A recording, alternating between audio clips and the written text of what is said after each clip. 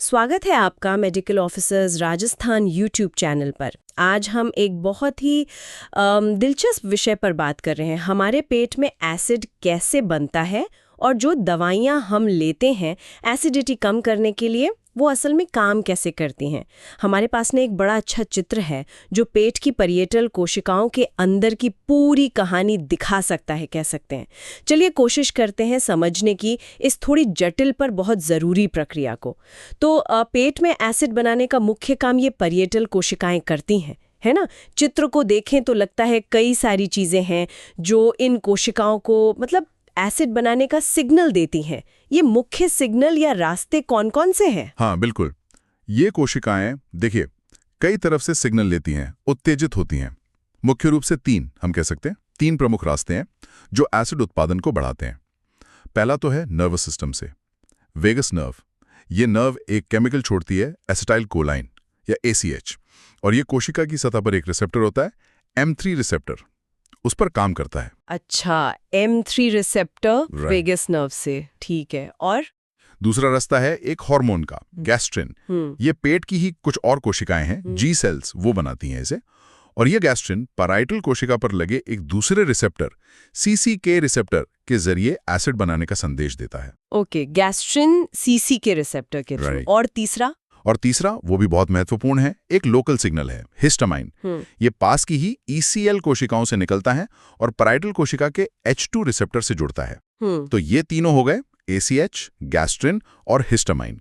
ये अलग अलग दरवाजों से, मतलब रिसेप्टर्स M3, CCK, H2, इनके जरिए अंदर सिग्नल भेजते हैं और ये सिग्नल फिर अंदर जाकर एसिड बनाने वाली मशीनरी को, आप कह सकते हैं, चालू कर देते हैं। अच्छा, तो मतलब एसिड प्रोडक्शन को चालू करने के कई सारे बटन हैं एक तरह से।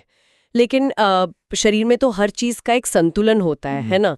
क्या इसे रोकने या कम करने का भी कोई तरीका है? वरना तो एसिड बनता ही रहेगा शायद। बिल्कुल सही कहा आपने, संतुलन तो बहुत ही जरूरी है। शरीर के पास इसे रोकने के भी तरीके हैं, ब्रेक लगाने के भी। एक बहुत महत्वपूर्ण ब्रेकर है सोमैटोस्टैटिन। ये एक हार्मोन है। ये न सिर्फ गैस्ट्रिन और हिस्टामाइन को निकलने से कम करता है, बल्कि ये सीधे पैरेटल कोशिका पर भी असर डालता है।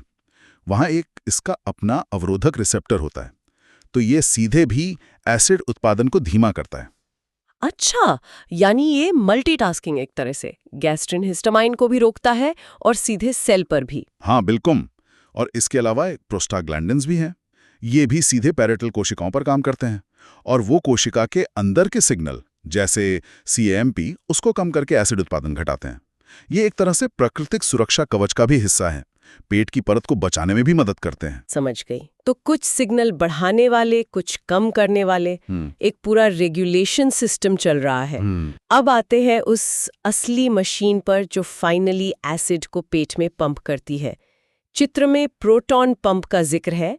ये क्या चीज है और ये इतना जरूरी क्यों लग रहा है? हाँ, आप बिल्कुल सही पॉइंट पर आई हैं। ये प्रोटॉन पंप, इसका वैज्ञानिक नाम है H+K+- ATPase। ये इस पूरी कहानी का, आप कह सकती हैं, हीरो या विलेन है स्थिति के हिसाब से। जितने भी बढ़ाने वाले सिग्नल हमने डिस्कस किए, ACH, गैस्ट्रिन, हिस्टामिन, वो सब अंत में इसी पंप को एक्टिवेट करते हैं। सब आकर इसी को चलाते हैं। हाँ, ज्यादातर सिग्नल्स का अंतिम निशाना यही है। ये पंप कोशिका की झिल्ली में होता है, उस तरफ जो पेट के अंदरूनी हिस्से मतलब ल्यूमिन की ओर खुलता है। और इसका काम है कोशिका के अंदर से हाइड्रोजन आयन H+ यानी एसिड का जो मुख्य तत्व है, उसको एनर्जी खर्च करके एक्टिवली बाहर पेट में फेंकना। अच्छा, H+ को बाहर फेंकता है। हाँ, और ये अकेले नहीं, हर हाइड्रोजन आयन H+ को बाहर भेजने के बदले ये पेट के ल्यूमेन से एक पोटेशियम आयन K+ को अंदर खींचता है। एक अंदर एक बाहर, एक्सचेंज जैसा। बिल्कुल, एक तरह का एक्सचेंज। और साथ ही क्लोराइड आयन Cl- भी बाहर निकलते हैं चैनल्स के जरिए। और फिर ये हाइड्रोजन आयन H+ और क्लोराइड आयन Cl- मिलकर बनाते हैं हाइड्रोक्लोरिक एसिड HCl, वही तेज एसिड जो हमारे पाचन के लिए जरूरी है। और सबसे महत्वपूर्ण बात यह है कि ये एसिड स्राव का अंतिम साझा रास्ता है, फाइनल कॉमन पाथवे।